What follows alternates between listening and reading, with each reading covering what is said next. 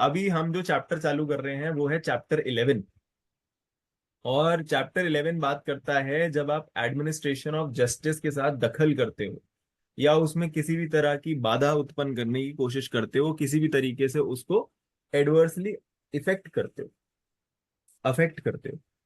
तो इस चैप्टर के अंदर कई सारे ऐसे सेक्शंस आपके सामने आएंगे जो आपको लगेगा यार ये तो हमने पहले भी पढ़ा है, यहाँ फिर से क्यों बोल दिया। ठीक है। जैसे पर्सोनेशन हो गया, आपने पीछे भी पढ़ा है और आप इसके बाद आगे भी पढ़ोगे।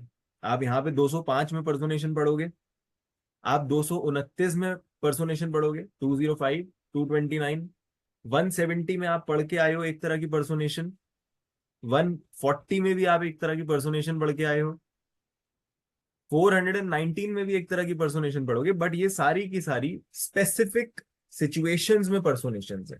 कहीं पे पर्सोनेशन पब्लिक सर्वेंट की है, कहीं में पब्लिक पर्सोनेशन आर्मी की है, कहीं पे वो चीटिंग के पर्पस के लिए है, कहीं वो ज्यूरर्स एंड असेसर्स के लिए है, कहीं पे वो अपने आप को क्राइम से बचाने के लिए है। अलग अलग तरह की पर्सोनेशन है, या किसी और को इंजर करने के लिए है। इसी तरीके से आप इस सीरीज में देखोगे कि कॉन्ट्ररी टू लॉ जाके पब्लिक सर्वेंट कोई काम कर रहा है और उसको उसकी सजा मिल रही है। जबकि हम पीछे भी देख चुके हैं 166 में, 167 में, कॉन्ट्ररी टू लॉ जाते हो, डायरेक्शंस ऑफ लॉ नहीं मानते हो तो आपके ऊपर ये अपराध लगता है, वो अपराध लगता है, पुलिस वालों के खिलाफ प्रोसिक्यूशन हो सकती है। मगर यहाँ पे जो काम हो रहा है वो एक स्पेसिफिक इंटेंट के साथ हो रहा है, और वो इंटेंट क्या है? किसी को इंजर करना कोर्ट के माध्यम से या अपनी लॉफुल अथॉरिटी के माध्यम से। इस तरह से कुछ कुछ चीजें होंगी जिसको हम समझते हुए चलेंगे आज की क्लास में कि कैसे कैसे डिफरेंसेस हैं और इस पूरे सेक्शन में, पूरे चैप्टर में क्या क्या दिया गया है। एक चीज और ध्यान रखने वाली है कि बाकी सारी जगहों पे अलग अलग सिचुएशंस हो सकती हैं। मोस्टली इस चैप्टर के अंदर जो सिचुएशन डील होती है, मोस्टली जो हमें डिफरेंस देखने को मिलता है वो होता है कि किसी और एक्स वाई जेड जगह पे किसी और एक्स वाई जेड इंटेंट के लिए अपराध हो रहा है, और यहाँ पे वही अपराध कोर्ट के सामने हो रहा है या फिर कोर्ट की प्रोसीजर में हो रहा है या कोर्ट में गलत मिसयूज के लिए हो रहा है, बस कोर्ट से रिलेटेड है। ठीक है। जैसे हम लोग फॉर्जरी करते हैं तो फॉर्जरी 50 तरह की जगहों पे हो सकती है। मैं किसी डिपार्टमेंट में भी कर सकता हूँ, मैं अपने घर में बैठ के भी चेक की फॉर्जरी कर सकता हूँ, विल में फॉर्जरी कर सकता हूँ, मैं किसी भी चीज में फॉर्जरी कर सकता हूँ। बट जब वो फॉर्जरी किसी ऐसे डॉक्यूमेंट की होती है जो इस समय कोर्ट की कस्टडी में है, विच इज कस्टोडिया लेजिस, तो वो अपराध इस चैप्टर में आ जाता है। ठीक है। दैट इज वाई इसका नाम क्या है? Administration of justice.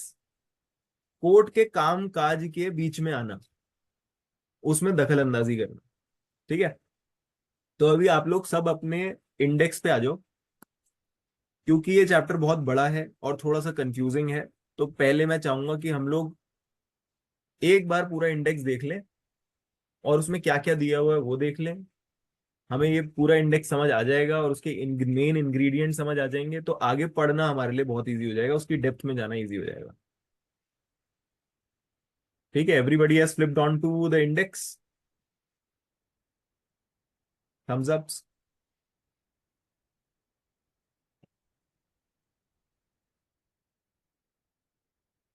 चलो स्टार्ट करते हैं।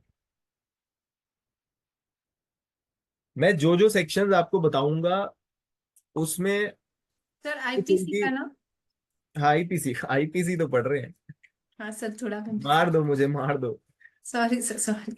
इतने हफ्तों से वेंसडे को आईपीसी पढ़ा रहा नहीं हूँ, आज नहीं मैंने सर पूछ वैसे लिया। नहीं, अभी मैंने ज्वाइन किया, जस्ट ज्वाइन किया, सॉरी। इंडेक्स निकालने बोला ना आपने।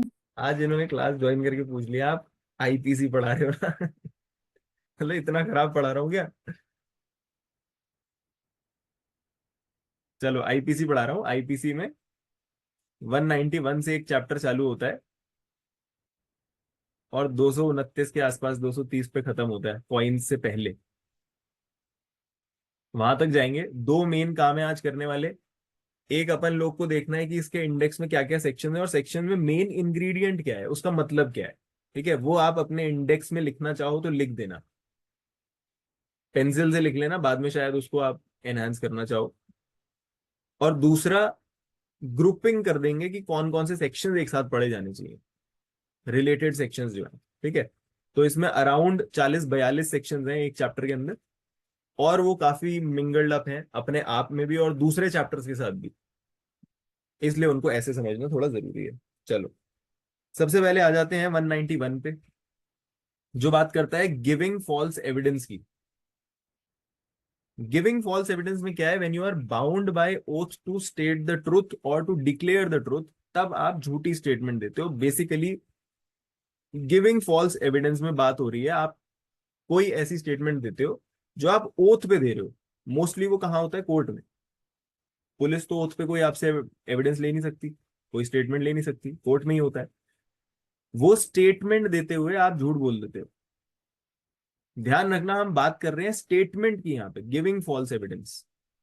विटनेस कोर्ट के अंदर आया, झूठ बोल के चला गया, आप कोर्ट के अंदर आए, ओथ पे झूठ बोल के चले गए, ये गिविंग फॉल्स एविडेंस एविडेंस हो गया। 192 बात करता है फैब्रिकेटिंग फॉल्स एविडेंस की। और फैब्रिकेटिंग का मतलब होता है फॉल्स एविडेंस बनाना।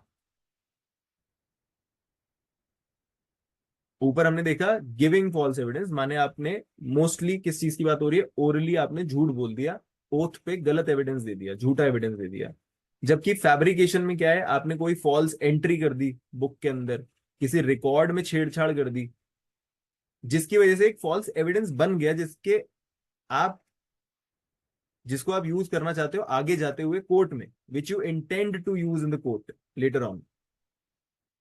तो वो हो जाएगा फैब्रिकेशन।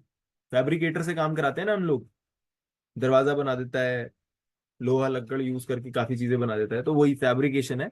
माने गढ़ना, झूठा साक्ष्य गढ़ना, उसको हम बोलेंगे फैब्रिकेशन। इन दोनों की ही पनिशमेंट, गिविंग और फैब्रिकेटिंग, दोनों की ही पनिशमेंट 193 में दे रखी है। और उस पनिशमेंट में भी ध्यान रखना, कुछ केसेस में पनिशमेंट 7 साल होगी, कुछ केसेस में पनिशमेंट 3 साल होगी। अगर आप लीगल प्रोसीडिंग्स के टाइम पे फॉल्स एविडेंस दे रहे हो तो 7 साल होगी। किसी और के सामने, पब्लिक सर्वेंट के सामने ये सारे काम किए अगर आपने दूसरों के सामने, तो 3 साल होगी।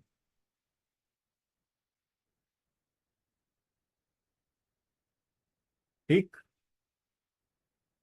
यहां तक ठीक है। ये पहले 3 बेसिक सेक्शन थे। 192 में हमने देखा गिविंग फॉल्स एविडेंस, 192 में हमने 191 में देखा गिविंग फॉल्स एविडेंस, 92 में देखा फैब्रिकेटिंग फॉल्स एविडेंस, 193 में देखा दोनों की पनिशमेंट,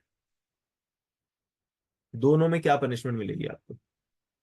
फिर हम आ जाते हैं 194 पे, और 194 और 5 आप एक जैसा पाओगे, तो पहले 3 को ग्रुप कर दो और 194 और 195 को ग्रुप कर दो।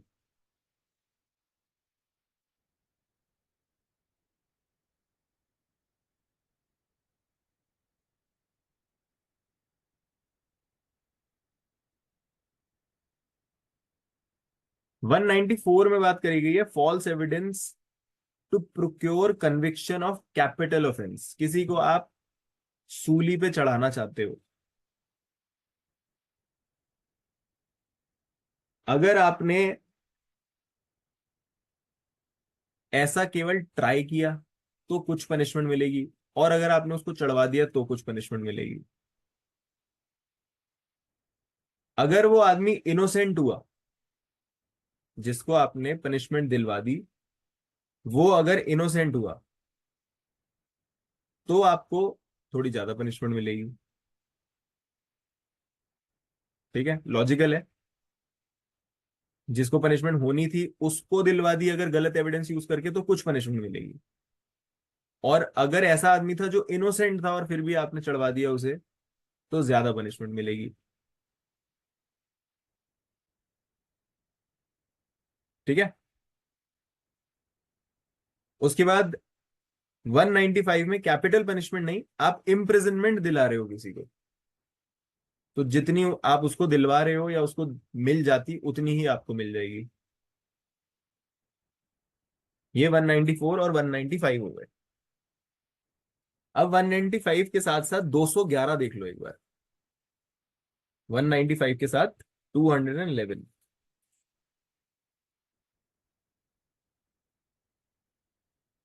और 211 कहता है false charge of offence made with the intent to injure. पीछे आप क्या करवा रहे थे, उसको आपने सजा दिलवा दी थी गलत एविडेंस यूज करके। आपने फॉल्स एविडेंस वगैरह दिया इस इंटेंट के लिए कि मैं कन्विक्शन करवा दूंगा उसकी। यहाँ पे आप यहाँ क्या कर रहे हो, केवल फॉल्स चार्ज लगा रहे हो उसके ऊपर, एक्यूजेशन लगा रहे हो। वहां पे आप एविडेंस यूज कर रहे थे, और उसमें बाइफरकेशन थी कि आपने उसको नुकसान कर दिया तो इतना, नहीं करा तो इतना, वो इनोसेंट है तो इतना, नहीं है तो इतना। यहाँ पे फॉल्स चार्ज, बस उसके ऊपर आपने गलत तरह से इल्जाम लगा दिया, उसको किसी तरह से इंजर करने के लिए। हो सकता है रेप्यूटेशन इंजर कर दिया आपने, घर पे पुलिस वाले भेज दिए, 2-4 महीने जेल में कटवा दिए। ऐसा अगर कुछ किया आपने तो 211 में आ जाएगा। ठीक है, तो हमने देख लिया 194, 195, और उसके बाद हमने 211 देख लिया, जिसमें आप किसी और को इंजर कर रहे हो फॉल्सली यूजिंग एविडेंस और फॉल्सली अक्यूजिंग। उसके बाद आते हैं 195 ए पे। यहां पे you threat somebody of injury and compel him to give false evidence। किसी को डरा धमका के आपने गलत उससे साक्ष्य दिलवा दिया कोर्ट में, गलत स्टेटमेंट्स दिलवा दी, गलत एविडेंस लाने को बोल दिया, और कहने को बोल दिया कि जाओ और बोलो कि उसने मेरा रेप किया है। अगर ऐसा आप थ्रेट करते हो तो 195 ए में आ जाएगा। एक बार फटाफट से चेक करो सीआरपीसी में 195 ए क्या है। जिसको सबसे पहले मिल जाए वो बोल देना माइक पे।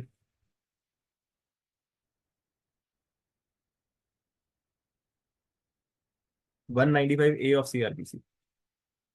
Procedure for witnesses in case of threatening. Yes, तो यहां पे भी 195 ए थ्रेटनिंग की बात करता है। आप थ्रेट कर रहे हैं कि आप कोर्ट में जाके गलत साक्ष्य दो, फॉल्स एविडेंस दो, और वहां पे भी उसका प्रोसीजर बताया गया है। तो इनको भी आप साथ में लिंक कर लेना। सर यहाँ हॉस्टाइल वाला आएगा क्या? हाँ, हॉस्टाइल विटनेस हो जाता है तो फिर उसमें इसमें कवर होगा क्या वो? हाँ, हॉस्टाइल अगर किसी ने करवा दिया है, करवाते ही है ना सब, ये तो होता ही हाँ है। बिल्कुल, अगर वहां पता चल जाए किसी ने थ्रेटन किया है तो उस केस में ये सेक्शन लग जाएगा उसके ऊपर। ठीक है, हॉस्टाइल होने की ऐसा कोई सजा नहीं है। नहीं, हॉस्टाइल होने का प्रूफ हो गया। हाँ, ये वो है कि हॉस्टाइल किसी ने अगर करवाया, किसी ने कंपेल किया है आपको हॉस्टाइल होने के लिए, उसको सजा मिलेगी। कोई कंपेल कर रहा है झूठा साक्ष्य देने के लिए, या फिर एनी वेज हो सकता है वो दूसरी पार्टी को इंजर करने के लिए या अपने आप को बचाने के लिए या जो मर्जी, जो भी आपको कंपेल कर रहा है उसके लिए यहां सजा है 195 में। ठीक, फिर आ जाते हैं हम 196 पे। यहां बात होती है using evidence known to be false. जब आप एविडेंस यूज करते हैं जानते हुए कि वो फॉल्स एविडेंस है, तो आपको उसी तरह सजा मिलती है जैसे फैब्रिकेशन ऑफ फॉल्स एविडेंस की सजा मिलती है। अब हमने ऊपर क्या देखा, 191 में हमने देखा गिविंग फॉल्स एविडेंस, 192 में हमने देखा फैब्रिकेटिंग फॉल्स एविडेंस, और 196 में हम देख रहे हैं using evidence known to be false, माने यूजिंग फॉल्स एविडेंस।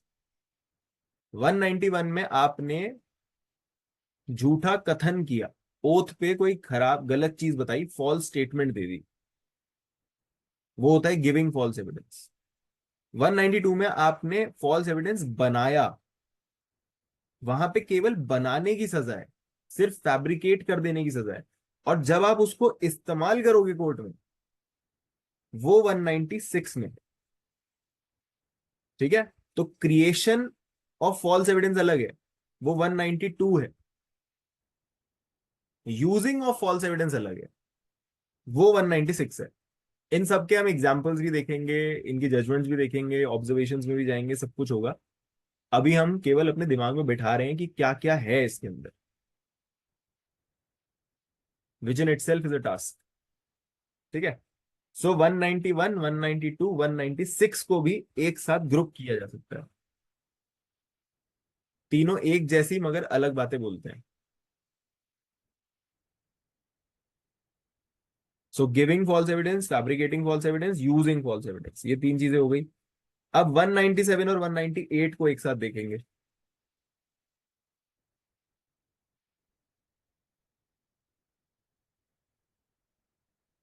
197 बात करता है इशुइंग और साइनिंग फॉल्स सर्टिफिकेट। इसमें सजा आपको उसी तरह मिलेगी जैसे फॉल्स एविडेंस देने की सजा होती है, झूठा कथन करने की, सशपथ कथन करने की जो सजा होती है वही आपको इशुइंग और साइनिंग फॉल्स सर्टिफिकेट के लिए भी मिलेगी। हो सकता है आप किसी डॉक्टर से सर्टिफिकेट साइन करवा लो कि जी हाँ ये तो बीमार है। कोर्ट में एडजर्नमेंट लेते हैं ना लॉयर्स, ऐसे ही लेते हैं, झूठे सर्टिफिकेट बनाए हुए होते हैं, सर मेरी तो पीठ टूटी हुई है, मेरी तो टांग में चोट है, मेरे को बुखार है, बना के रखते हैं पहले, मतलब सबके पास कोई ना कोई जुगाड़ होता ही है। और जब एडजर्नमेंट चाहिए होती है उसी की कॉपी मार के लगा देते हैं। 2-4 महीने का काम इसमें हो जाता है, फिर उसके बाद फिर से बनवा लेते हैं। ठीक है। ये हो गया इशुइंग और साइनिंग फॉल्स सर्टिफिकेट्स। अगर आपने कोई सर्टिफिकेट इशू किया है या सर्टिफिकेट साइन किया है, हो सकता है आपने SC ST का सर्टिफिकेट इशू कर दिया, फॉल्स है वो, है ना। और उसमें आप क्या करते हो, जब आप सर्टिफिकेट इशू करते हो तो यू आर सोलिमली एफर्मिंग समथिंग। वो एक तरह की शपथ ही है जिसको आगे जाके यूज किया जा सकता है एविडेंस में, कोर्ट में, इधर उधर। और वहां पे आप झूठ बोल रहे हो, जो चीज नहीं है उस चीज को आप अटेस्ट कर रहे हो, अपनी तरफ से अप्रूव कर रहे हो, तो माना जाएगा कि आपने, जैसे आपने फॉल्स एविडेंस दे दिया हो, फॉल्स आपने स्टेटमेंट दे दी हो कोर्ट के अंदर। ठीक है।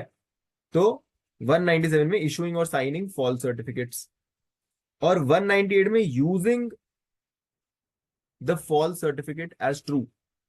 एक डॉक्टर ने तो फॉल्स सर्टिफिकेट बनाया, उसकी सजा 197 में।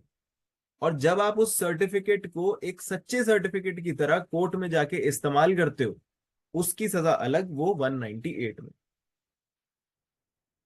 तो ये डिफरेंस हो गया, दोनों की ग्रुपिंग कर सकते हैं, 197 and 198, making certificate and then using certificate. जैसे हमने ऊपर देखा था 192 में फैब्रिकेटिंग माने making, creation of evidence, and 196 में यूजिंग ऑफ दैट एविडेंस। दोनों चीजें अलग हैं, बनाना और उसको इस्तेमाल करना।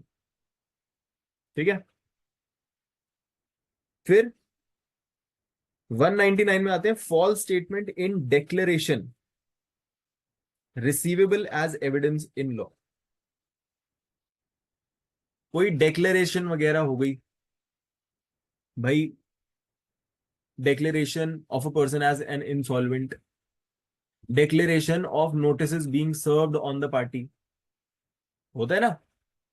कोर्ट ऑर्डर करती है कि पिछली डेट पे वादी को, प्रतिवादी को ऑर्डर 39 रूल 3 के तहत आदेश दिया गया कि वे सम्मन वगैरह, एफिडेविट वगैरह दूसरी पार्टी के ऊपर सर्व कराएं। अब वो आरसी की जो डिक्लेरेशन है उसके लिए हम इंतजार कर रहे हैं, जैसे ही वो आ जाएगी तो हमें पता चल जाएगा कि वो चीज सर्व हुई है या नहीं हुई है। अगर नहीं हुई है तो हम आगे पब्लिकेशन करवाएं, अगर हो गई है तो हम प्रोसीडिंग्स आगे लेके जाएं। फिर भी पार्टी नहीं आएगी तो एक्स पार्टी कर देंगे, है ना। तो वो डिक्लेरेशन कर सकता है ना, जो सर्वर गया है वो डिक्लेयर करता है कि सर हाँ मैं गया था मगर वहां कोई मिला नहीं, या फिर मिला और मैंने सर्विस कर दी। या फिर जो लिक्विडेटर होते हैं वो डिक्लेयर करते हैं जी हाँ ये बैंकरप्ट है या ये इंसॉल्वेंट है। अगर ऐसी डिक्लेरेशन झूठी हुई है तो फिर आप आ जाएंगे 199 में, लिक्विडेटर जो है वो 199 में आ जाएगा, और जिसको उसने डिक्लेयर किया है वो उस डिक्लेरेशन को यूज करेगा कोर्ट में। जब वो यूज करेगा तो वो 200 में आ जाएगा।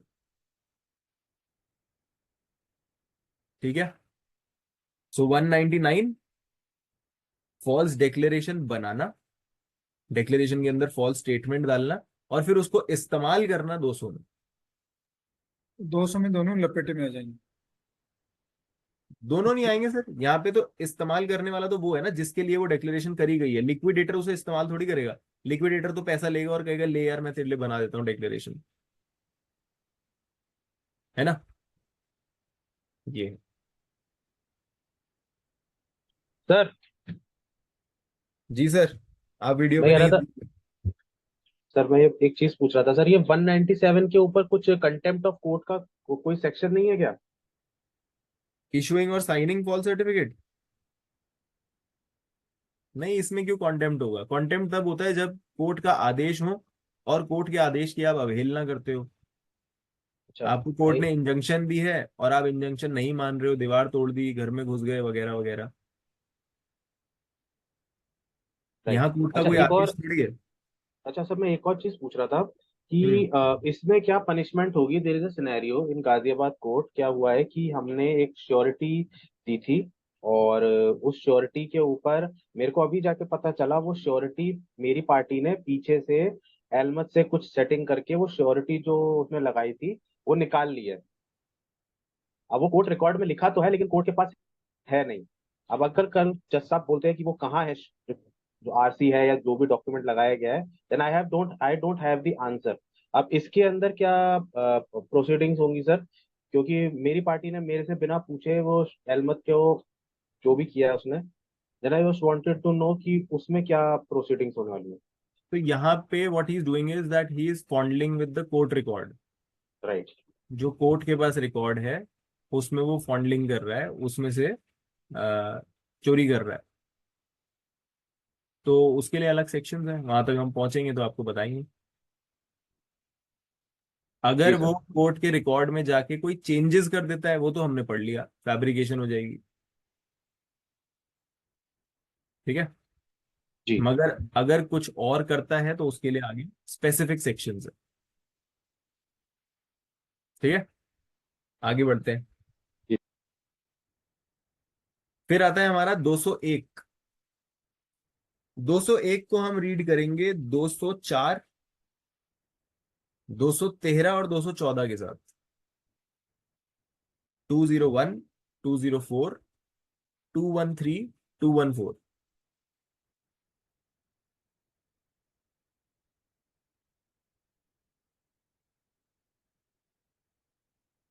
सो 201 बात करता है डिसअपियरेंस, या तो आप डिसअपियर करवा देते हैं एविडेंस को, और using false information to screen offender. यहाँ पे मेन गेम क्या है, हमें किसी को बचाना है, स्क्रीन करना है, तो हमने जो एविडेंस था उसको गायब करवा दिया, डिसअपियर करवा दिया। ठीक है। जिस जितना बड़ा अपराध होगा जिससे आप बचाओगे उतनी बड़ी आपको सजा मिलेगी, अगर वो अपराध छोटा होगा तो छोटी सजा मिलेगी।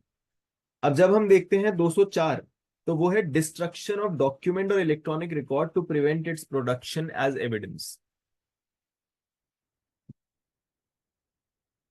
जहां पे हम डिसअपियरेंस कर रहे हैं 201 में, वहां आप देखोगे डिसअपियरेंस ऑफ एविडेंस लिखा है। किस तरह का एविडेंस ये हमें नहीं बताया गया, हो सकता है कोई चक्कू हो, कोई बंदूक हो, कोई कागज हो, कुछ भी हो सकता है। जबकि 204 में स्पेसिफिकली बताता है कि it is the destruction of document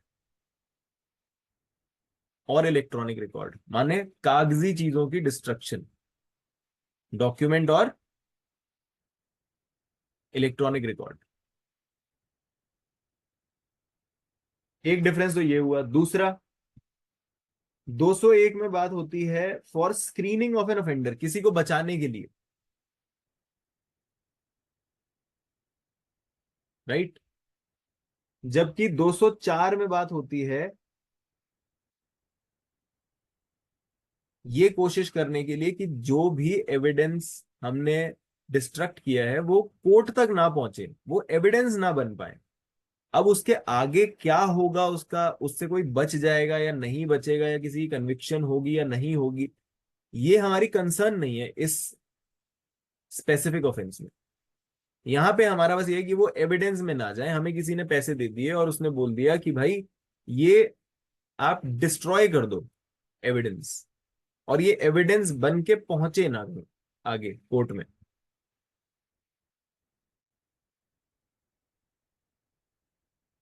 तो उस केस में हमारे ऊपर 204 लगेगा।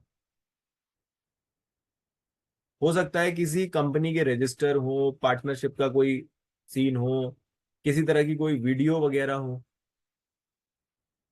उसको आप डिलीट कर देते हैं या रजिस्टर्स वगैरह को चेंज कर देते हैं, फाड़ के फेंक देते हैं, आग लगा देते हैं, ये सारी चीजें 204 में आएंगी। और 201 में specifically you save a person by destroying, by disappearing some evidence. वो कुछ भी हो सकता है, नॉट स्पेसिफिकली डॉक्यूमेंट और इलेक्ट्रॉनिक रिकॉर्ड्स। ठीक है, यहां तक सबको क्लियर है? नींद तो नहीं आ गई किसी को? Thumbs ups everybody. कुछ चेहरे कम हो गए हैं स्क्रीन पे।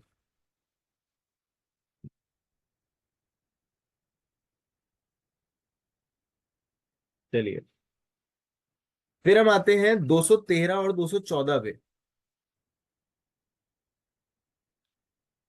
और 213 और 214 क्या है? Taking gift to screen offender, offering gift to screen offender. यहां पे भी ऑफेंडर को स्क्रीन करने की कोशिश करी जा रही है, मगर एविडेंस को डिसअपियर करके नहीं, कोई डिस्ट्रक्शन विस्ट्रक्शन, आग लगा के नहीं। कैसे? घूस खा के। ठीक है जी, मैं इस आदमी को बचा दूंगा, इस ऑफेंडर को मैं बचा दूंगा, मुझे माल दो, मुझे गिफ्ट दो। हो सकता है कोई जज ही ऐसा काम कर रहा हो, गिफ्ट ले लिया और स्क्रीन कर दिया ऑफेंडर को। या फिर किसी को आपने पैसा दे दिया और बोल दिया कि यार उसकी जगह तू अक्यूज्ड बन जा, तू अपने मत्थे पे ले ले, तो भी कहा जा सकता है कि ये ऑफेंस बन गया। ठीक है, स्पेसिफिक सिचुएशंस होती हैं। अगर कोई और दूसरा स्पेसिफिक सेक्शन ज्यादा स्पेसिफिकली इसको कवर करेगा तो वहां आ जाएगा, but just for a thought. आप यहाँ पे गिफ्ट ले रहे हैं या दे रहे हैं, आप ब्राइबरी एक्सेप्ट कर रहे हैं, ब्राइब, या फिर ब्राइब ऑफर कर रहे हैं, और आपका ऑब्जेक्ट क्या है? किसी को सजा से बचाना। ठीक है, जज साहब के घर पहुंच गए, दे दिए एक बोरी अखरोट। ठीक, चलो, ये हो गया 201, 204, 213, 214। ये एक ग्रुप हो गया, राइट।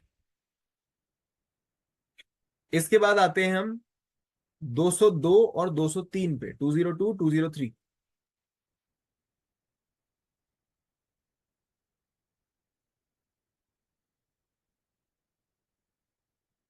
अच्छा, याद रखना, जब भी हम डिसअपियरेंस की बात करते हैं ना, it is always for an offence which has been committed.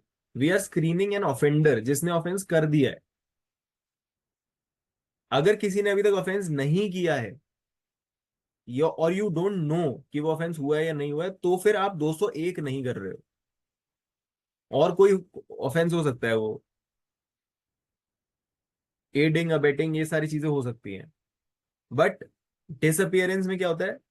When you know that some offence has been committed, तब आप स्क्रीन करते हो उस ऑफेंडर को, उसको बचाने की कोशिश करते हो कि भाई सलमान खान ने गाड़ी चढ़ा दी है, हमें पता है, और फिर उसके बाद हम उसे स्क्रीन करने की कोशिश करते हैं। That is the case that will fall under the ambit of 201। ठीक है जी। और जैसे हम हार्बरिंग की बात करते हैं, आगे हम हार्बरिंग की बात करेंगे, तो हार्बरिंग भी उसकी होती है जिसने कुछ ऑफेंस कर दिया है। ऑफेंस करने के बाद होती है हार्बरिंग ऑफ एन ऑफेंडर। अगर हार्बरिंग ऑफेंस होने से पहले की जा रही है तो वो एडिंग या अबेटिंग है। अगर ऑफेंस होने के बाद करी जा रही है तो वो हार्बरिंग। ठीक है, हार्बरिंग के भी आपको अलग अलग सेक्शंस दिखाई देंगे, हम बहुत सारी चीजें पीछे हार्बरिंग वगैरह के ऊपर देख के आए हैं, यहाँ पे भी दिखाई देगा। अब आ जाते हैं 202 और 203 पे, 202, 203। 202 बात करता है intentional omission to give information of offence by person bound to inform. You are omitting to give some information of an offense by a person bound to inform. आपको कोई सजा देने के लिए आपके ऊपर बाध्यता है, मगर वो आप इंफॉर्मेशन मुहैया नहीं करवा रहे हो। ठीक है। एंड 203 बात करता है giving false information of an offence committed. अब ऐसा हमने ऑफेंस पीछे भी देखा है, कुछ आपको डीजा भूसा हो रहा होगा कि यार ये तो हुआ है पहले, और ये कहाँ पे हुआ है, किसी को ध्यान आ रहा है? 175 175 में हुआ है या 176 में हुआ है? 175 चेक करिए एक बार, 175 है 176 है? अच्छा हाँ ठीक है ना, 176 में आएगा सर। 175 में तो है omission to give document, hmm और 176 में है omission to give information, although close हैं दोनों, एसोसिएटेड है। ठीक है, तो 176 के साथ हम इसको रिलेट कर सकते हैं। और 203 में गिविंग फॉल्स इंफॉर्मेशन है, जिसको हम अगेन रिलेट कर सकते हैं कहाँ पे? 177 के साथ। तो 176 और 177 को इन दोनों के साथ जोड़ा जा सकता है, तो आप 202 203 के साथ 176 और 177, 176 177 लिख सकते हैं।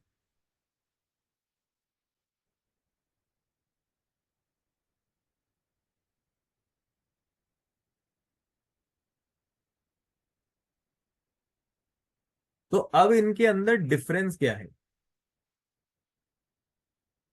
बेसिक डिफरेंस है कि 202 में जब हम बात करते हैं ना, तो यहां पे it is not a specific legal duty upon you to provide that information.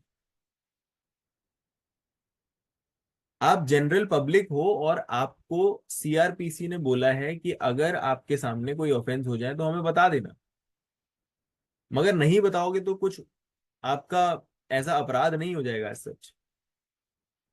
But 176 में क्या हो रहा था, हम देख रहे थे कि वहां पब्लिक सर्वेंट के अगेंस्ट आप अपराध कर रहे थे, है ना? तो पब्लिक सर्वेंट आपसे आके पूछता है कि भाई 161 में मैं आपसे ये चीज पूछना चाहता हूं, इस कारोबार के बारे में मुझे बताओ, क्या हुआ था क्या नहीं हुआ था।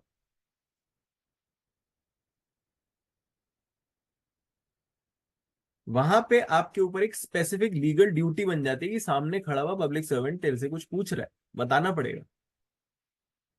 जबकि यहां पे it is only a general duty कि भाई आपके ऊपर कोई इंफॉर्मेशन देना आपको चाहिए था मगर आपने नहीं दी।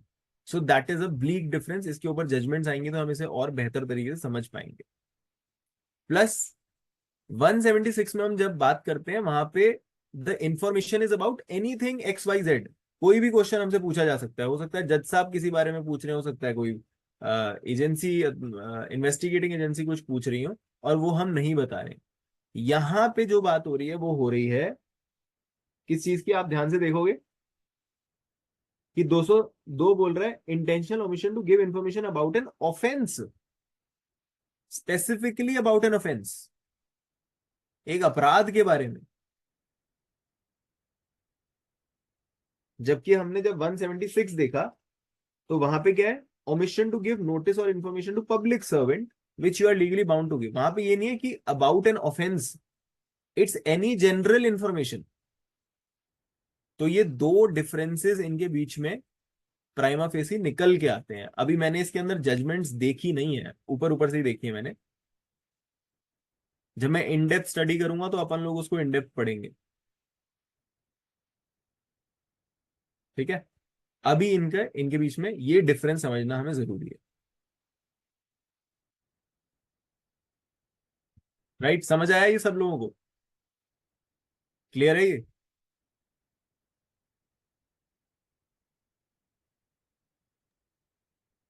कंफ्यूजन तो क्रिएट कर रहा है ये रोज एक और। देखो बेसिक पॉइंट आपको ध्यान रखना है। आप 176 की भाषा देखोगे तो वहां पे कोई स्पेसिफिक ऑफेंस के बारे में नहीं पूछ रहा, वो कोई भी X Y Z general information आपसे ले रहा है। ऑफेंस की यहाँ बात पे कर रहे हैं। ऑफेंस है।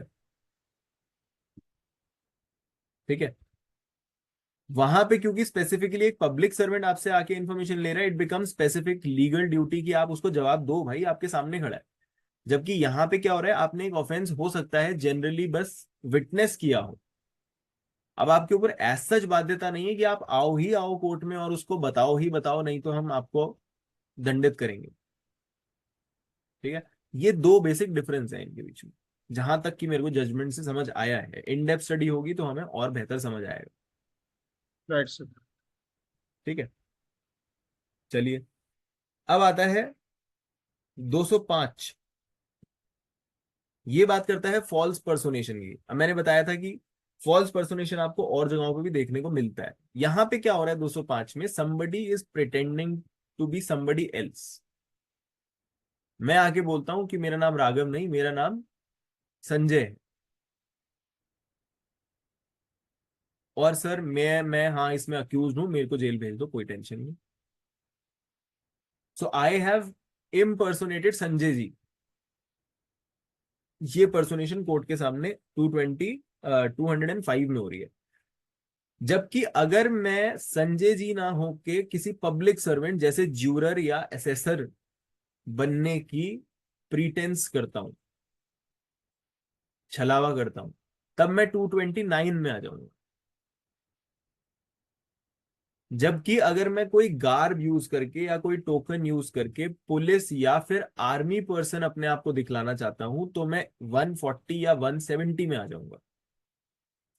और अगर मैं इम्पर्सोनेशन करके किसी और का नाम पता लेकर या उसका भेस लेकर कोई काम करने की कोशिश करता हूं और किसी को चीट करता हूं, तो मैं 416 में आ जाऊंगा, जिसकी पनिशमेंट 419 में दी गई है। ठीक है, तो हमने क्या देखा, 205 कोर्ट के अंदर मैं कोई और बन के दिखा रहा हूं। 229 मैं असेसर या ज्यूरर की एक्टिंग मार रहा हूं। 170 मैं आर्मी वालों की एक्टिंग मार रहा हूं। 140 पुलिस वालों की एक्टिंग मार रहा हूं। राइट। और 416 इम्पर्सोनेट करके चीट करने की कोशिश कर रहा हूं। चीटिंग क्या होती है, किसी को इंड्यूस करना कि वो कोई प्रॉपर्टी मेरे को दे दे या कोई ऐसा काम करे जो वो नॉर्मली नहीं करेगा, जब तक उसे कोई चीट ना करे या फ्रॉडुलेंटली इंड्यूस ना करे। तो अगर मैंने ऐसा कुछ करा दिया किसी से, किसी और का भेष धारण करके, तो मेरे को 419 लगेगा।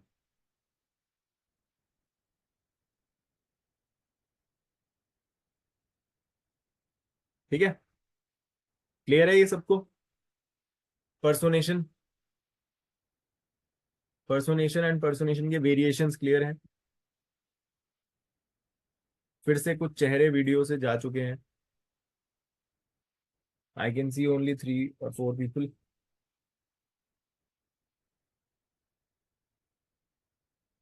चलिए नेक्स्ट, 206 207, इन दोनों को एक साथ पढ़ा जा सकता है। 206 बात कर रहे हैं removal of property to save it from seizure और फॉरफीचर। माने कोर्ट आपसे कोई प्रॉपर्टी सीज करना चाहती है, फॉरफीट करना चाहती है, और आप करने नहीं दे रहे हो। आपके खिलाफ डिक्री पारित हो गई है, आपके खिलाफ एग्जीक्यूशन हो रही है, लॉफुली हो रही है, और आप गाड़ी घोड़ा मकान क्रॉप्स अपनी सैलरी अपना पैसा इसको कहीं ना कहीं छुपा देते हो, कंसील कर लेते हो, ताकि वो फोरफीट ना करी जा सके, वो एग्जीक्यूशन में आपसे ली ना जा सके। तो आपके ऊपर क्रिमिनली ऑफेंस अंडर 206 बन जाता है। आपकी बीवी आपसे मेंटेनेंस मांगने वाली है, जैसे ही उसने मुकदमा किया, जैसे ही वो मुकदमा जीतने वाली थी, आपने उठा के उसे ट्रांसफर कर दिया अपने माँ बाप को, या अपने किसी फ्रेंड को, या अपने शेयर्स में लगा दिया। अगर आपने ऐसी ट्रांसफर या ऐसा डिलीवरी कर दी है just to save your property from being forfeited और seized, that brings you under 206। और इसको स्पेसिफिकली डील सीपीसी में भी किया गया है। अगर एग्जीक्यूशन में आप ऑब्स्ट्रक्शन डालने की कोशिश करोगे, तो वहां पे भी इसको डील किया गया है। आई थिंक इट इज 74, 74 या 76। 74 होगा, 75 के बाद तो we have commissions. 74 is resistance to execution. एक बार आप लोग चेक कर लेना, बाकी ऑर्डर 21 में भी उसका प्रोविजन है, ठीक है। एंड 207 में है fraud claim to property to prevent its seizure. आपको पता है कि आपका कोई राइट नहीं है इस प्रॉपर्टी में, मगर आप अपने दोस्त की मदद कर रहे हैं और आप कह रहे हैं कि चल यार उसके पास नहीं जाएगी या एग्जीक्यूशन प्रोसीडिंग में जल्दी खत्म नहीं होने दूंगा, मैं क्या करता हूं, मैं अपना क्लेम डाल देता हूं। मैं क्लेम डालूंगा तो सेक्शन 47 सीपीसी क्या बोलता है कि एग्जीक्यूशन में कोई डिस्प्यूट अगर खड़ा हो जाएगा अबाउट एग्जीक्यूशन, सेटिस्फैक्शन और डिस्चार्ज ऑफ अ डिक्री, तो कोर्ट उसका निर्वहन करेगी पहले और उसके बाद एग्जीक्यूशन करेगी। मैंने कुछ ना कुछ क्लेम घुसेड़ दिया अपना कि जी ये प्रॉपर्टी तो मेरी बनती है सर, तो अब मैंने एग्जीक्यूशन का प्रोसेस डिले कर दिया। उस प्रॉपर्टी को फोरफीट होने से बचाने के लिए मैंने एक फ्रॉड क्लेम डाल दिया उसके ऊपर। ये बन गया 207, ठीक है। तो 206, 207, 206 में रिमूवल प्रॉपर्टी को बचाने से फोरफीचर होने से, और 207 फ्रॉड क्लेम कर देना ताकि वो फोरफीचर वगैरह वगैरह से बच सके। ऋषि सर आप कुछ पूछना चाह रहे हैं या कुछ बताना चाह रहे हैं? हाँ, मैं एक क्वेश्चन पूछना चाहता हूँ। जी अभी जो आपने अभी कोई सेक्शन के बारे में बताया, अभी मेरे यहाँ पे 2 पॉइंट्स हैं। नंबर जी 1, जो person is there in the court as under the capacity of plaintiff. Number 1, what name he has written in the plaint is not matching with his name which is written in the PAN card or Aadhaar card. So he has used a different name, say for example, Damodaran, but in his PAN card it is Damodar Kumar is there, not Damodaran. And another thing is that whatever address he has provided in the plaint, it has come to the knowledge of me, that is in person, as well as in the court. When the court process server went to that particular search to that particular address, that address does not exist. And not once, maybe at the time of affixture, then afterward paper publication, and nothing, that address is not there. So my question is, in these two cases, whether this person is concealing the true fact from the honorable court, whether that section will be applicable on him, or can we bring a case upon him for concealing his true name, for concealing his true address. And this is third thing is that fake address he has written in one of the sale deed of a property. So even if somebody goes to in search of that address, the address does not exist. It is a fake address. So can we use that section to prosecute him? बिल्कुल use कर सकते हैं sir. आपने जो आधार वाला जो आपने question पूछा उसमें तो थोड़ा सा डाइसी है, because you will have to show his bad faith, क्योंकि कभी कभी इन नामों में डिफरेंस होता है। Damodaran and Damodar Kumar is not a huge deal, वो तो कोई ऐसा प्रॉब्लम नहीं है। बट जो आपने एड्रेस वाली बात बोली और वो एड्रेस है ही नहीं, नॉन एग्जिस्टेंट है, and he is using it here and there, उस चीज के लिए definitely you can go for the prosecution. Under but you which will have section? To show, आपको दिखाना पड़ेगा कि ये जो इसने किया है वो एक इल विल में किया है, बैड फेथ में किया है। देयर इज नो माने सिर्फ नेग्लिजेंस नहीं है ये केवल, it is actually his wilful and voluntarily done और act of volition. That's right. But under which section these things will come? All the three things you देखना said. पड़ेगा exactly अब किस तरीके से है वो। You can make it fraud also, because in a way he is trying to deface things, change things on record to get a favorable order, तो वो फ्रॉड में भी जा सकता है। एंड ही इज ऑल्सो 203 का भी कुछ कनेक्शन रहेगा क्या इसी में? हाँ राइट, तो वो इंफॉर्मेशन भी दे रहा है गलत तरीके से, कोर्ट को गलत इंफॉर्मेशन पहुंचा रहा है, वो भी इसमें डाला जा सकता है, राइट। एंड Yes, वो sir. Yes, sir. तो आप जो वो गलत तरीके से चीज लिख रहा है, उसकी वजह से he is also misleading the court, right. तो एक वो अपने आप में पॉइंट खड़ा होता है कि जी ये तो कोर्ट को मिसलीड कर रहे हैं, उनका समय खराब कर रहे हैं, कॉस्ट लगाइए इसके ऊपर, वेक्सेशियस क्लेम है। वेक्सेशियस क्लेम की आप कॉम्पेंसेशन भी ले सकते हैं 35A में, अगर आप प्रूव कर सके कि ये वेक्सेशियस क्लेम है, राइट। Okay, okay. तो ये दो तीन चीजें आप इस्तेमाल कर सकते हो। But just now you said one section, no, under which if somebody is concealing the true fact, these are the true fact which he is concealing, no. वो Just तो now सर मैंने one बहुतों में section. बोल दिया, हम तो पूरे चैप्टर में फॉल्स चीजें ही देखते हुए आ रहे हैं, तो बहुत सारों में बोल दिया। आप स्पेसिफिकली बताओगे या देखोगे तो फिर पता चलेगा, है ना। Okay, okay, okay. Thank you हाँ very much, sir. Thank you. Right sir. चलिए, सो हमने कर लिया 206 207, ये प्रॉपर्टी को बचाने वाले दो सेक्शंस एक साथ हो गए, इन दोनों को आप ग्रुप कर सकते हो।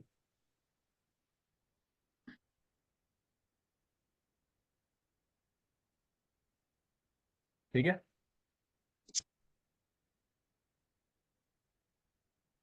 नाउ अच्छा, आपके अगर केस में कोई ऐसे डिक्लेरेशन भी कर रहा है कि मेरा ये एड्रेस है, मेरा नाम है, हम डिक्लेयर करते हैं ना कि आई सॉलेमली एफर्म एंड डिक्लेयर कि भाई आई वेरीफाई कि यही मेरा नाम है, यही पता है, it is true to my knowledge and all that, तो आप डिक्लेरेशन में भी ला सकते हो, सेक्शन 200 भी बन सकता है। बट डेफिनेटली थोड़ी रीडिंग इसके ऊपर करनी पड़ेगी कि स्पेसिफिकली कौन सा सेक्शन बनेगा। अगली क्लास में अपन लोग उस पर भी बात कर लेंगे। I research upon it once. It will be better because I have seen this in many of my cases which I am attending to. हाँ, it is very frequent, we can look it up, एक अच्छा सा इसके ऊपर session कर लेंगे may be हाँ, अगली क्लास में, राइट। और so किसी we का भी can ऐसा कोई definitely. एनेक्डोट हो तो बताना, so that we can cover that also. I will also look into that, and if possible, if any contribution is there from my side, I will definitely do that. Perfect You sir. also look into this because I am very serious about this because they are coming before the court with the false information, just thinking that court is a restaurant where they can go have a tea or coffee and come back. हाँ नहीं, serious चीज है sir, देखेंगे इसके next class में भी cover it up. अच्छा point. Sure, sir. जी। चलिए, 208 और 210 को अब एक साथ देख लीजिए। 206 और 207 देखा हमने अभी, अब 208 और 210, 208 210। और 208 में बात होता है suffering a decree for sum not due. I am suffering a decree to be passed against myself, जबकि मुझे पता है कि मेरा इससे कोई लेना देना नहीं है, मैंने इतना पैसा देना नहीं है, बट फिर भी मैं वॉलेंटरीली वो डिग्री अपने अगेंस्ट पास होने देता हूं, या ऐसे सर्कमस्टांसेस बनने देता हूं कि वो मेरे खिलाफ पास हो जाए। और ऐसा क्यों होगा? फॉर एग्जाम्पल, हो सकता है कोई बंदा किसी और को, कोई छोटी मछली बड़ी मछली को बचाने के लिए अपने ऊपर एक ज्यादा बड़े अमाउंट की डिक्री पास होने दे कि भाई एग्जीक्यूशन होने में टाइम ज्यादा लगेगा, समय ज्यादा लगेगा, अटका के रखेंगे। तो ये डिले टैक्टिक्स भी हो सकती हैं। हो सकता है कि कोई टैक्स बेनिफिट वगैरह के लिए ऐसा करे, राइट। कई बार rearrangement of your securities happen under IBC, उसमें भी आप कहते हो यार कोर्ट से अवॉर्ड होने दो, it becomes easier for you, tax evasion easy हो जाता है। तो ऐसा कुछ भी इंटेंशन हो सकता है, XYZ, we can make up many situations, आगे जजमेंट्स आएंगे तो हमें और सिनेरियोस पता चलेंगे। But what you are doing here is that you are trying to suffer a decree that you should not be suffering. You know that it is not for you to pay against, मगर आप फिर भी उसमें हाथ डाल रहे हो और उसको पे होने दे रहे हो कि लाओ जी मैं पे करूंगा, मेरे अगेंस्ट पास कर दो, राइट। जबकि 210 क्या है? Obtaining a decree for sum not due, जितना आपका पैसा बनता नहीं है उससे ज्यादा का आपने उसमें डाल दिया, सर हाँ मेरा तो इतना क्लेम है, 1 लाख नहीं 10 लाख। तो वो तो बहुत लोग करते हैं, लालच। तो 208 और 210 को हम एक साथ जोड़ के पढ़ सकते हैं, ठीक है। 209 में dishonest false claim in court, जिससे आप किसी को इंजर या एनॉय करते हो, फॉल्स क्लेम कर रहे हो। 205 में हमने फॉल्स चार्ज देखा था, यहां फॉल्स क्लेम है, ध्यान रखना।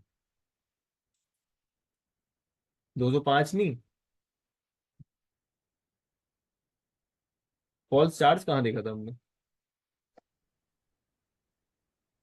211। 211। हाँ। हाँ 211 में देखा था। तो 209 और 211 को आप अलग कर सकते हो एक साथ। So, Raghavji, here, can I just take a minute? हाँ जी sir.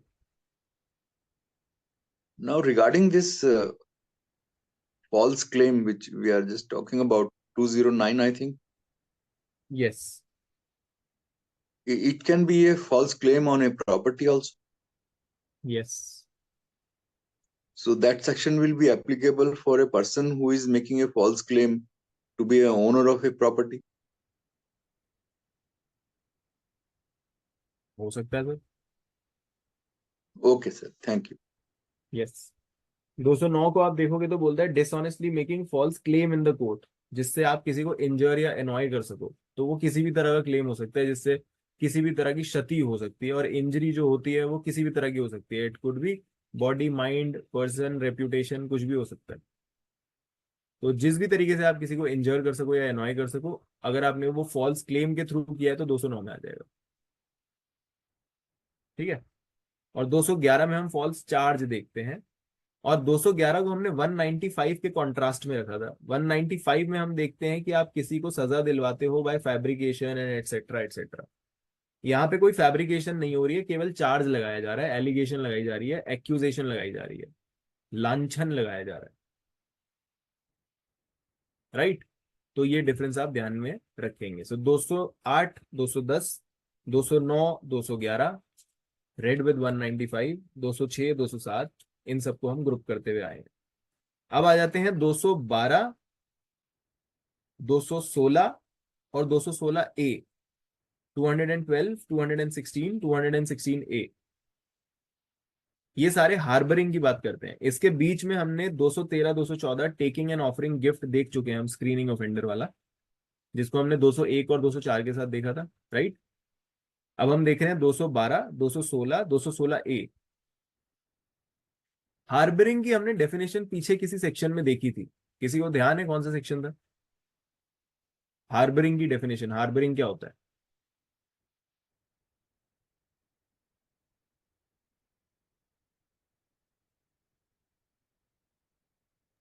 Harboring is nothing but giving a shelter. 52A। Right, दोनों राइट। हाँ, ऋषि जी ने बताया कि it's giving shelter, along with shelter you can provide other facilitations as well. And Chauhan sir ने बताया 52A, जहां पे हमें हार्बर की बात करी गई है। ठीक है। उसको ध्यान में रखते हुए 212 talks about harbouring a person known to be an offender. हमें पता है उसने कुछ ऑफेंस किया है, हम उसे हार्बर कर रहे हैं, तो ये 212 में आ गया। 216 harbouring somebody who is escaping, जो सजा से एस्केप कर रहा है, अप्रीहेंशन को एस्केप कर रहा है, उसको आप हार्बर कर रहे हो, तो वो एक और बड़ा ऑफेंस हो गया, वो 216 में आ गया। और जब आप ऐसे ऑफेंडर को हार्बर कर रहे हो जिसने अपराध किया है डकैती का, डकैती कहां पे पनिशेबल है? Which section punishes dacoity? 395। Are you sure? 310। सही है, सही सही है। 395। हाँ जी, हाँ जी। सो अगर आप डेकॉइटी वाले बंदे को हार्बर कर रहे हो तो आप आ जाओगे 216A पे। सो 212 नॉर्मल हार्बरिंग, 216 एस्केप करने वाले की हार्बरिंग, 216A डेकॉइट्स वगैरह की हार्बरिंग। ये आपके 3 सेक्शन हमने एक साथ देख लिए। सर मेरा एक क्वेश्चन है। जी सर। सर ये 209 है, ये कोर्ट ऑफ जस्टिस का बात करता है, तो इसमें क्या एग्जीक्यूटिव मजिस्ट्रेट का कोर्ट भी आएगा? 209 में किसकी क्या? Court of justice dishonourly making false claim in court, तो ये कोर्ट के डेफिनेशन में एग्जीक्यूटिव मजिस्ट्रेट का कोर्ट भी आएगा क्या? एसडीएम कोर्ट वगैरह ये होते हैं एग्जीक्यूटिव वाले, वो भी कवर होंगे क्या कोर्ट की डेफिनेशन में? अगर वो कोर्ट की तरह फंक्शन कर रहे हैं, 107 116 इसमें कोई ऐसे हाँ राइट, जुडिशियल फंक्शन अगर वो कर रहे हैं तो वो भी कोर्ट ऑफ जस्टिस की डेफिनेशन में आएंगे। Right, court of justice define हुआ है अलग से, कोर्ट ऑफ जस्टिस अलग से आईपीसी में डिफाइंड है। 19 में है या कहाँ पे है? नहीं, 20 में है। A court acting judicially, jury man, panchayat, तो कोई भी ऐसी बॉडी जो जुडिशियली एक्ट कर रही है वो कोर्ट ऑफ जस्टिस बन जाती है। तो कोर्ट ऑफ जस्टिस बोल देने से इसका एम्बिट बड़ा हो जाता है। तो आप बोल रहे हो कि एग्जीक्यूटिव मैजिस्ट्रेट्स अगर जुडिशियल फंक्शन का निर्वहन कर रहे हैं तो उस पे अब लागू होगा या नहीं? तो होगा, क्योंकि they are acting judicially under दो स्पेसिफिक सर्कमस्टांसेस। राइट, और जुडिशियली का मतलब क्या होता है? ओथ पे कोई चीज करवानी। जुडिशियल में तो जुडिशियल क्वेश्चनिंग में ओथ पे ही सब कुछ होता है, एविडेंस लेना। हाँ, कह सकते हैं जहां पे जुडिशियल माइंड अप्लाई करना हो, जहां पे ओथ पे कोई मैटर एविडेंस सुनना हो। लेना। हाँ, और जिसके जिसके ऊपर हम जुडिशियली एक डेफिनेटिव डिसीजन दे सकते हैं, तब हम कहते हैं कि हम जुडिशियली काम कर रहे हैं। राइट, तो वही चीज हो रही है 107-16 में हो रही है, बाकी इंक्वायरीज में हो रही है, तो वहां पे ये सेक्शन अप्लाई कर सकता है कोर्ट ऑफ जस्टिस। ठीक है, फिर आते हैं taking gift to help recover stolen property 215। Taking gift to help recover stolen property. अब इस सेक्शन में क्या हो रहा है, अटपटा सा सेक्शन है। यहां पे ये हो रहा है कि आप किसी से गिफ्ट ले रहे हैं या पैसा ले रहे हैं, and you are helping that person recover property that has been stolen. The problem is that you are engaging somebody to recover your stolen property without engaging the law enforcement agencies। आप किसी private बंदे को बोलते हो कि जी मेरी कोई चीज चोरी हो गई है, हो सकता है कि वो चीज ऐसी हो जो आपने खुद अपराध से कमाई हो, वो आपकी ही स्टोलन प्रॉपर्टी है, आपने खुद चुराई है, और वो आपसे चोरी हो गई है, किसी और ने आपसे चोरी कर ली है। तो आप प्राइवेटली किसी को एंगेज कर रहे हो कि सर पुलिस के पास नहीं जाना मुझे, आप मुझे रिकवर करके दे दो, मेरे से पैसा ले लो, कट ले लेना उसमें से। ऐसा कुछ अपराध 215 में हो रहा है।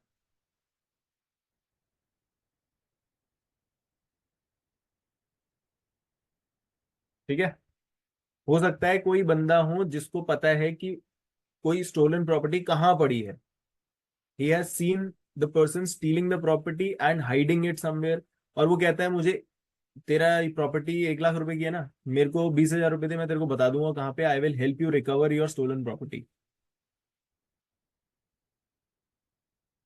You're not engaging the law enforcement agency, you are going for a private person and asking him to recover a stolen property for you.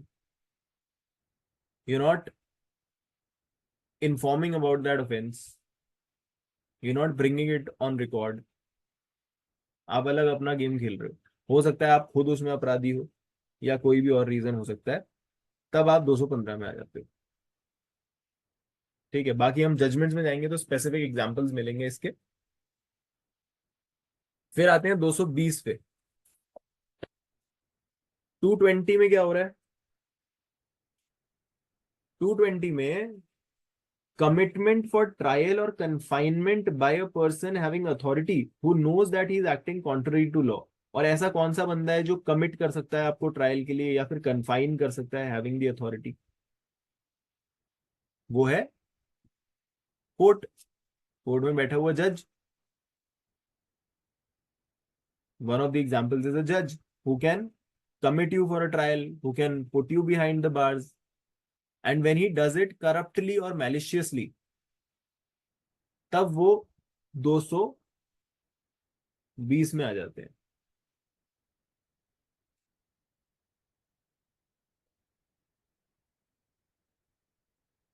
ठीक है, तो जजेस के ऊपर कभी चार्ज बनता है गलत तरीके से रिकॉर्ड बनाने का या किसी का केस बिगाड़ने का, ब्राइबरी लेके और कुछ ऐसा गलत काम करने का, किसी को गलत तरीके से पनिश करने का, तो ये 219, 220 इन सब चीजों में बनता है।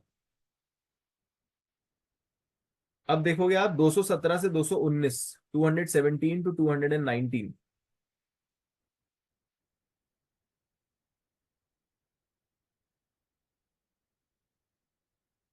यहाँ पे पब्लिक सर्वेंट कुछ उल्टा काम कर रहा है किसी को बचाने के लिए या किसी को इंजर करने के लिए। 220 को भी इसमें गिना जा सकता है, 217 से लेके 220 तक। तो 217 says public servant disobeying the direction of law with intent to save a person from punishment or property from forfeiture। कि भाई आपने जितनी पनिशमेंट देनी थी उससे कोई कम पनिशमेंट दे ली, या फिर जिस तरह से आपको अपना बिजनेस कंडक्ट करना चाहिए था एज अ जज उस तरह से नहीं किया, आपने कुछ फेवर कर दिया किसी को, फॉरफीचर होने से बचा दिया, कुछ ऐसा कर रहे हो कॉन्ट्ररी टू लॉ जाके, that you save the person from punishment और हिज प्रॉपर्टी फ्रॉम फॉरफीचर। उसको किसी तरह का फेवर दे रहे हो, किसी तरह का रिलीफ दे रहे हो कॉन्ट्ररी टू लॉ, जो आपको देना अलाउड नहीं है। जबकि रेमिशन वगैरह ये सारी चीजें करना या ऑल्टरनेटिव वे ऑफ एग्जीक्यूशन कर देना, ये सारी चीजें कोई फेवर नहीं है। This is not a relief contrary to law, this is the power of the court. Court execution का मैनर बता सकती है कि नहीं यार, इसके घर से नहीं, आप इसके पहले आप ट्राई करो कि इसकी गाड़ी वाड़ी बेच के अगर पैसा मिल जाए, डायरेक्ट घर पे मत जाओ, डायरेक्ट अरेस्ट पे मत जाओ, ऐसा कोर्ट कर सकती है। उसको हम ये नहीं बोलेंगे कि वो कॉन्ट्ररी टू लॉ जाके आपको फेवर कर रहे हैं और आपको बचा रहे हैं पनिशमेंट से। यहाँ पे आप कॉन्ट्ररी टू लॉ जाते हो और फिर बचाते हो। ठीक है, पनिशमेंट आपकी बननी चाहिए, किसी ऑफेंस में मिनिमम 3 years लिखा है, आप दे देते हो उसको केवल 1 साल 2 साल में छोड़ देते हो, इस तरह का कुछ फेवर करते हो। ठीक है, ये हो गया 217, 217। चौहान सर, कोई कंफ्यूजन? 166 के साथ इसका क्या लिंक है फिर? वो तो 166 166 में आप देखोगे स्पेसिफिक चीजों के ऊपर कॉन्ट्ररी हो रहा है, माने स्पेसिफिक चीजों में आप डायरेक्शन को फॉलो नहीं कर रहे हो, जैसे FIR, ऐसी कोई चीज जिसको नोट करना चाहिए, जिसकी डायरेक्शन लिखी गई है, उन सारी चीजों को आप फॉलो नहीं करते हो। एंड वो स्पेसिफिकली पब्लिक सर्वेंट्स जैसे पुलिस ऑफिसर्स वगैरह के लिए, यहाँ पे जजेस वगैरह आ जाते हैं। जिस तरह के फंक्शंस हैं वो कोर्ट के फंक्शन है यहाँ पे, और वहां पे पब्लिक सर्वेंट्स के फंक्शन है, ऐसा डिफरेंस बनता है। Thank you sir. ठीक है, जैसे हम 166 अगर देखेंगे तो वो बोलता क्या है, public servant disobeying law with intent to cause injury to any person. जबकि यहाँ पे तो वैसे भी बंदे को सेव किया जा रहा है, उसको बचाने के लिए कर रहा है, तो वैसे ही डिफरेंट है। यहाँ पे इंजरी कर रहा है किसी बंदे को। ठीक है, वहां पे पब्लिक सर्वेंट की बात होती है, यहाँ पे मोस्टली उनकी बात हो रही है जैसे जजेस वगैरह होते हैं। फिर 218, public servant framing incorrect record और writing with intent to save the person from punishment और property from forfeiture. Incorrect record लिख दिया, वही सेम बात हो गई, कुछ ना कुछ उल्टा सीधा लिख दिया कागजों में, उसकी प्रॉपर्टी को होने से बचा लिया। सम कम लिख दिया, हो सकता है कि 1 करोड़ की एग्जीक्यूशन होनी है, उसने 10 लाख लिख दिया हो केवल। आगे जब एग्जीक्यूशन कोर्ट भेजेगी किसी को एग्जीक्यूशन के लिए हो, तो वो केवल 10 लाख की एग्जीक्यूशन करके लाएगा, 1 करोड़ की नहीं करेगा।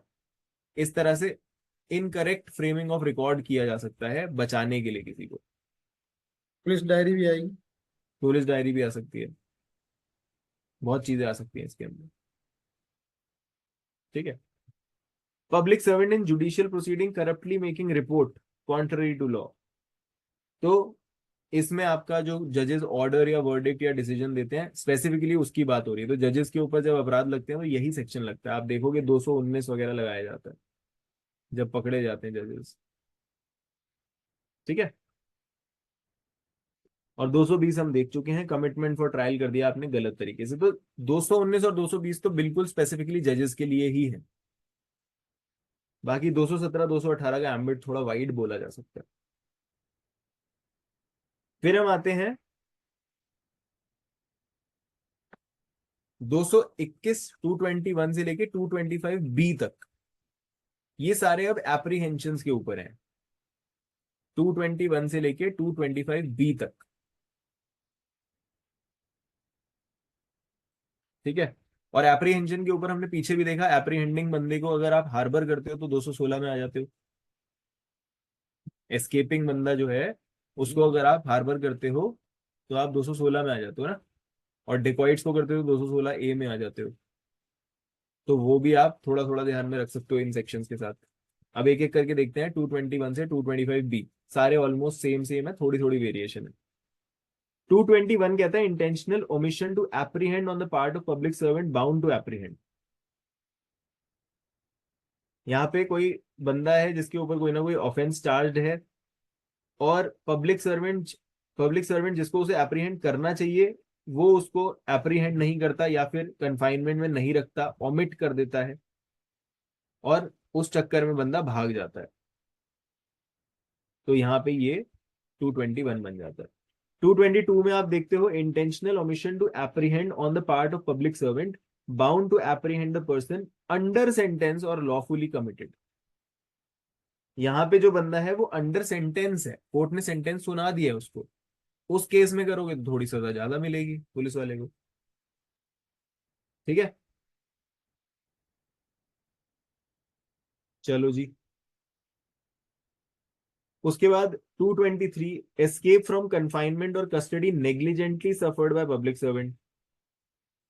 यहाँ पे चार्ज हो सकता है बंदा, या कन्विक्टेड हो सकता है, या कमिटेड हो सकता है। जो चीज बदल रही है वो क्या है? नेग्लिजेंस। यहाँ नेग्लिजेंटली हो रहा है, नेग्लिजेंटली सफर एस्केप, तो थोड़ी सजा दूसरे वालों से कम मिलेगी। ऊपर आपको 7 साल की सजा मिल रही है, यहाँ पे आपको 2 साल की सजा मिलेगी। ऐसे पनिशमेंट में डिफरेंस आ जाएगा, हल्की हल्की वेरिएशन है। इसके बाद आप आते हो रेजिस्टेंस वाले सेक्शंस पे। 224 225 ये रेजिस्टेंस की बात करते हैं। 224 में बात हो रही है रेजिस्टेंस और obstruction by person to his lawful apprehension. अपनी खुद को पकड़े जाने से बचाने के लिए जब आप रेजिस्ट करते हो पब्लिक सर्वेंट को, 224 लग जाता है। और अगर किसी और को बचाने के लिए रेजिस्ट करते हो तो 225 लग जाता है। तो 224 225 दोनों रेजिस्टेंस पे हो गए, उन लोगों के जो भागने की कोशिश कर रहे हैं, एप्रीहेंशन के अंडर आ रहे हैं, एप्रीहेंड करना चाह रहा है पब्लिक सर्वेंट। उससे पहले जो हमने देखे 221 22 23 वो सारे पुलिस की गलती की वजह से एप्रीहेंशन ना हो पाना उनके ऊपर है। तो 3 सेक्शन ऊपर एप्रीहेंशन के, 2 सेक्शन नीचे रेजिस्टेंस के। ठीक है। फिर 225 A 225 B omission to apprehend or sufferance of escape on part of public servant in cases not otherwise provided for। तो अगर ऊपर वाले केसेस में नहीं आ रहा है, अलग से कोई केस बन रहा है कि आपने इंटेंशनली छोड़ा है किसी को, या अलग ही कुछ हेल्प वेल्प कर रहे हो, वो सब इसमें 225 A में आ जाएगा, ज्यादा सजा मिलेगी फिर आपको। और 225 B में रेजिस्टेंस और ऑब्स्ट्रक्शन टू लॉफुल एप्रीहेंशन और एस्केप और rescue in cases not otherwise provided for.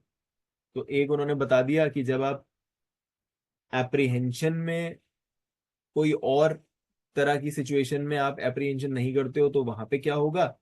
And 225 B में रेजिस्टेंस की बात कर दी कि किसी और तरह की सिचुएशन में रेजिस्टेंस। तो हमने एक ग्रुप देखा एप्रीहेंशन वाला, एक देखा रेजिस्टेंस वाला।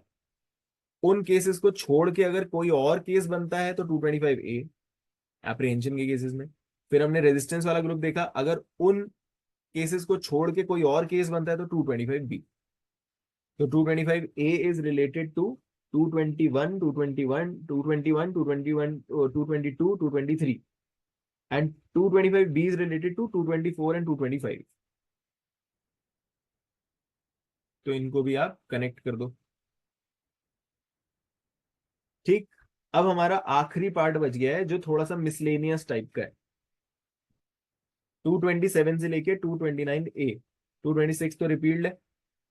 227 is violation of condition of रेमिशन of punishment. आपकी पनिशमेंट रेमिट करी गई थी, आपके ऊपर बॉन्ड लगा दिया गया, आपके ऊपर कोई कंडीशन लगा दी गई, शहर से बाहर मत जाना, देश से बाहर मत जाना, दंगा वगैरह मत करना, इस एरिया में घूमते हुए मत दिखना, इन लोगों के साथ एसोसिएट मत करना। आप फिर भी वही कर रहे हो तो आपके ऊपर 227 बन जाएगा, आपने कंडीशन को वायलेट किया। ठीक है ना। और आपको एकदम से अरेस्ट भी किया जा सकता है बिना वारंट के। जब आपके ऊपर 356 में 356 सीआरपीसी में ये कंडीशन लगाई जाती है कि आप ऑन बॉन्ड रहेंगे और आके हमें इंफॉर्मेशन देते रहेंगे, इंतला करते रहेंगे, और आप ऐसा नहीं करते तो सेक्शन 41 बताता है कि it is one of the situations where the police officer can arrest you without warrant. और जब ऐसी कंडीशन आप तोड़ोगे तो वो दोनों सेक्शंस तो एक्टिवेट होंगे ही, अरेस्ट तो आपका होगा ही, और फिर आपके ऊपर 227 लग जाएगा वायलेशन के लिए, राइट, अगर आपने रेमिशन के ऑर्डर की वायलेशन करी होगी। देन 228 इज इंटेंशनल इंसल्ट और interruption to public servant sitting in judicial proceeding. कई बार होता है लोग बिगड़ जाते हैं कोर्ट के अंदर, कुछ उठा के फेंक देते हैं या कुछ गाली गलौज कर देते हैं जज के साथ, तो उनके ऊपर 228 लगाया जा सकता है, 6 महीने तक की सजा होती है और 1,000 रुपये का जुर्माना दिया गया है, जो बढ़ गया होगा बीएनएसएस में, बीएनएस के अंदर होपफुली, राइट। तो 228 में अगर आपने इंटेंशनल इंसल्ट करी है जुडिशियल ऑफिसर की। देन 228 ए में disclosure of identity of victim of certain offences, जिसके अंदर क्या है, आप आइडेंटिटी डिस्क्लोज कर देते हो, प्रिंट कर देते हो, पब्लिश कर देते हो, किसी के साथ शेयर कर देते हो, किसी भी तरह से यू मेक इट नोन उन केसेस में जिसमें ऐसा नहीं होना चाहिए, ऑब्वियसली सेक्सुअल टाइप केसेस जो हो गए या जहां पे कोर्ट ने मना किया है डिस्क्लोजर नहीं होना चाहिए, उन जगहों पे। तो अगर आपने डिस्क्लोज कर दिया तो आपके ऊपर सजा पड़ती है, ठीक है। इसमें कुछ केसेस दिए हुए हैं जिसमें ये सजा नहीं लगेगी आपके ऊपर, कि भाई ड्यूरिंग इन्वेस्टिगेशन हुआ या on the orders of the court हुआ, with the consent of the victim हुआ, उन सारे केसेस में नहीं लगता। और उसके ऊपर एक बहुत इंपॉर्टेंट केस भी है, सुनील मेहरा या समथिंग लाइक दैट, वो भी आगे आएगा तो हम पढ़ेंगे, जिसमें इसकी गाइडलाइंस दी गई प्रॉपर, काफी इसको स्ट्रिक्ट बनाया गया, क्योंकि कई बार क्या होता है पुलिस वाले खुद ही इन्वेस्टिगेशन करते हुए इधर उधर यूज, मतलब photos videos and all that उनके माध्यम से दूसरों के पास पहुंच जाती है, तो उस चीज के ऊपर स्ट्रिक्ट गाइडलाइंस भी बनाई गई इस सेक्शन के ऊपर। और ये जुडिशरी एग्जामिनेशन में भी बहुत ज्यादा आता है डिस्क्लोजर ऑफ आइडेंटिटी वाला, तो ये वैसे भी आप ध्यान रखना, 228 भी आता है, 228 ए भी आता है। 229 में पर्सोनेशन ऑफ ज्यूरर और असेसर हमने देख लिया था पीछे, 205 में आपकी नॉर्मल पर्सोनेशन हमने देखी थी, और यहाँ पे हम देख रहे हैं ज्यूरर या असेसर, पब्लिक सर्वेंट्स टाइप के जो लोग हैं उनकी अगर आप पर्सोनेशन कर देते हो, ठीक है। और 229 ए है failure by person release on bail और bond to appear in court, इसको आप कनेक्ट कर सकते हो 227 के साथ, जहां पे आप रेमिशन के ऑर्डर की वायलेशन कर रहे थे, आपको रेमिशन किसी कंडीशन पे मिली थी, आपने वायलेशन करी तो हम वापस बुला लेंगे आपको। और 229 ए में आपको बोला गया कि भाई आपको बॉन्ड पे छोड़ रहे हैं, बेल पे छोड़ रहे हैं, इतने टाइम में वापस आ जाना, कोर्ट के सामने अपीयर करना जब जब आपको बोला जाए। और आप अपीयर नहीं करते, जैसा कि बहुत लोग नहीं करते, उनको बेल मिल जाती है और उसके बाद वो एकदम खुले सांड हो जाते हैं कि अब क्या उखाड़ लेगी कोर्ट मेरा, ये वो करके, और कोर्ट नहीं जाते, फिर एनबीडब्ल्यू वगैरह हो जाते हैं, तो उनके ऊपर ये चार्ज लगाया जा सकता है, failure by person released on bail और bond to appear in court. तो विदाउट सफिशिएंट कॉज अगर आप गायब हो, कोर्ट में नहीं आ रहे हो, तो court is in all its power to charge you with 229A and help you with a couple of months of imprisonment, ठीक है। सो ये हमारा पूरा का पूरा चैप्टर था, थोड़ी बहुत आई होप इसमें 20% भी अगर हमें क्लैरिटी आई हो कि ये चैप्टर में है क्या क्या, और कुछ ऐसी चीजें जो थोड़ी कंफ्यूजिंग है उनके बारे में समझ आ गया हो, जैसे आप जबरदस्ती क्लेम करना, प्रॉपर्टी डिक्री सफर करना, स्टोलन प्रॉपर्टी रिकवर करने के लिए गिफ्ट वगैरह लेना, ये कुछ ऐसी चीजें हैं, ओमिशन टू गिव इंफॉर्मेशन, जो बाकी चीजों से हम कंफ्यूज करते हैं नॉर्मली, वो सारी चीजें अगर हमें क्लियर हो गई हो तो नेक्स्ट क्लास से we can go deep into separate groups. अब हम ग्रुप्स के हिसाब से चलेंगे और एक एक ग्रुप को हम पढ़ते चलेंगे, एक या दो ग्रुप्स को एक एक क्लास में हम पढ़ते चलेंगे, राइट। तो अगर हमें एक बार फटाफट से ग्रुप्स देखने हो तो हमने 191, 92, 93 पहला ग्रुप देखा बेसिक सेक्शंस का। हमने 191 एंड 192 को 196 के साथ भी देखा, जहां पे यूजिंग ऑफ एविडेंस होता है, जबकि 191 में गिविंग एंड 192 में फैब्रिकेटिंग है। फिर 194, 195 और 211 को हमने एक साथ देखा, जिसमें आप किसी और को परेशान करते हो फॉल्स चार्ज लगा के, फॉल्स कन्विक्शन करवा के, वगैरह वगैरह। फिर हमने 197, 198 एक साथ देखा, जिसमें आप गलत सर्टिफिकेट इशू करते हो और फिर गलत सर्टिफिकेट को यूज करते हो, फॉल्स सर्टिफिकेट को। फॉल्स स्टेटमेंट होती है उस सर्टिफिकेट के अंदर, माना जाएगा आपने फॉल्स एविडेंस दिया है। 199 और 200 में हमने देखा कि आप कोई डिक्लेरेशन फॉल्सली करते हो, उसके अंदर फॉल्स स्टेटमेंट्स होती हैं। हमने देखा इंसॉल्वेंसी की declaration, declaration that I live here and there and so on, गलत तरह की स्टेटमेंट कोर्ट में दे रहे हो। देन 201 एंड 204 हमने एक साथ देखा। 201 में हमने स्क्रीनिंग ऑफेंडर के लिए डिसअपियरेंस करी, और 204 में हमने इसलिए किसी डॉक्यूमेंट को डिस्ट्रॉय कर दिया कि वो कोर्ट में एविडेंस की तरह ना पहुंच पाए। इसको हमने 213 और 214 के साथ पढ़ा। 213 और 214 हमारे लिए बात करते हैं अबाउट टेकिंग गिफ्ट और offering gift to screen offenders. जैसे हमने 201 में स्क्रीन ऑफेंडर किया था, उसके लिए हमने एविडेंस डिसअपियर किया था, यहाँ पे हमने गिफ्ट ऑफर किया है या गिफ्ट एक्सेप्ट किया है ब्राइबरी के तहत। उसके बाद हमने देखा 205 फॉल्स पर्सोनेशन, जिसको हमने 229 के साथ देखा, ज्यूरर्स और असेसर्स वाली इंपर्सोनेशन। 170 और 140 के साथ देखा, पुलिस वाले और आर्मी की पर्सोनेशन। 419 के साथ देखा, चीटिंग वाली पर्सोनेशन, राइट। उसके बाद हमने 206, 207 एक साथ देखा, जिसमें आप प्रॉपर्टी क्लेम करते हो या प्रॉपर्टी रिमूव कर देते हो उसके सीजर या फोर फीचर से बचने के लिए, इनको एक साथ देखा। 208 और 210 को एक साथ देखा, जिसमें आप डिक्री सफर करते हो या डिक्री ऑब्टेन करते हो of the amount that you don't really deserve और that you don't really have to pay. ये हमने 208 और 210 में देखा।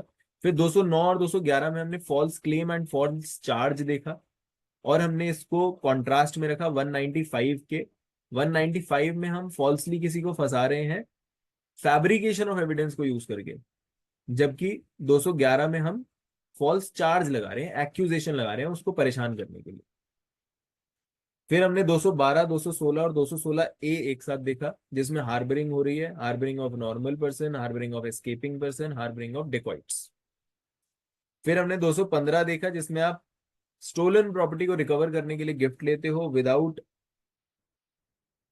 Asking for help from the lawful enforcement. हो सकता है आपने खुद कुछ गड़बड़ी करी हो, इसलिए आप इस तरीके से किसी से हेल्प मांग रहे हो।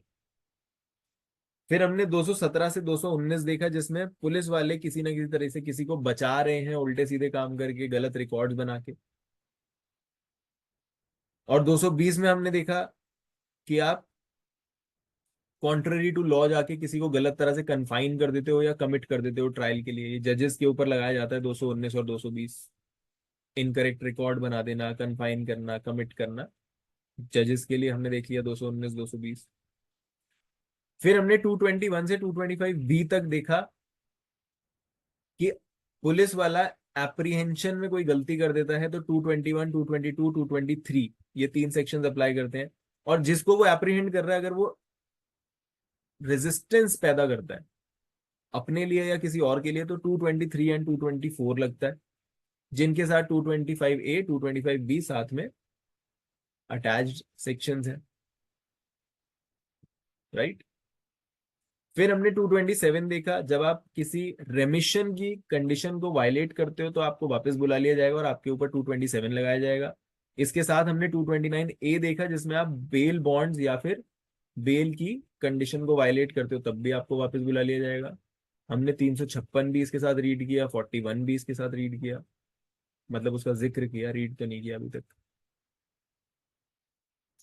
228 में हमने देखा आप किसी जज को इंसल्ट कर देते हो या इंटरप्ट करते हो, और 229 में हम देखते हैं आप उनकी पर्सोनेशन करते हो। तो 228 और 229 को भी आप एक साथ कनेक्ट कर सकते हो, जज को इंसल्ट करना या जज को पर्सोनेट करना, 228, 229 और 228A जिसके अंदर आप डिस्क्लोजर ऑफ आइडेंटिटी करते हो of somebody whose identity should not be given of.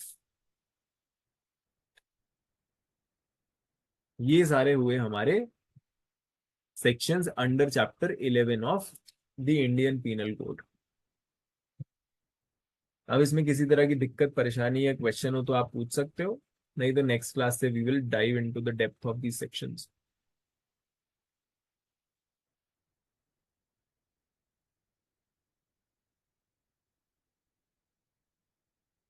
कुछ थोड़ा बहुत चैप्टर समझ आया इस एक्सरसाइज से? यस सर, ओवरव्यू तो क्लियर हुआ इसका, इस चैप्टर में। थोड़ी कुछ क्लैरिटी आ गई तो हम लोग फिर आगे आराम से बढ़ पाएंगे। आप एक बार कोशिश करना कि जितने हमने ग्रुप्स देखे अभी डेस्क से उठने से पहले, एक बार ये सारे ग्रुप्स फिर से देख लेना, एक बार थोड़ा रट्टा मारने की कोशिश करो, ये रट जाएंगे और पूरा उसका फ्रेम समझ आ जाएगा तो अंदर की चीजें फिर इजीली याद हो जाती हैं, हमें समझ तो आ ही जाएंगी, वो तो कोई टेंशन नहीं है। आगे हम इतना मटेरियल पढ़ ही लेंगे जैसे हम पढ़ते हुए आ रहे हैं कि समझ तो सब कुछ आ जाएगा, बट वो ध्यान भी रहना चाहिए। और ये चैप्टर इतना बड़ा है कि ये ध्यान नहीं रहता, इसलिए कई बार ये हम लोगों को परेशान करता है, एग्जाम्स में भी परेशान करता है और वैसे भी परेशान करता है प्रैक्टिस में। ठीक है, तो एक बार आप लोग इसको रटने की कोशिश करना, फिर आगे 2-4 क्लास में हम बार बार रिव्यू तो हम करते ही रहते हैं, रिवीजन करते रहते हैं, तो वैसे भी रट ही जाएगा, बट स्टिल थोड़ा बड़ा चैप्टर है। ठीक है, right, thank you, good night, मिलते हैं फ्राइडे को। कल भी क्लास है, मेडिकल रिपोर्ट्स का चालू होने वाला है कोर्स, तो all those who have joined please do join. आप लोग तो सबने ही ज्वाइन किया, आई थिंक युवराज और संजय जी को छोड़ के तो आप लोगों को भी अगर मूड बने तो do join. All right, good night, bye bye. Good night sir.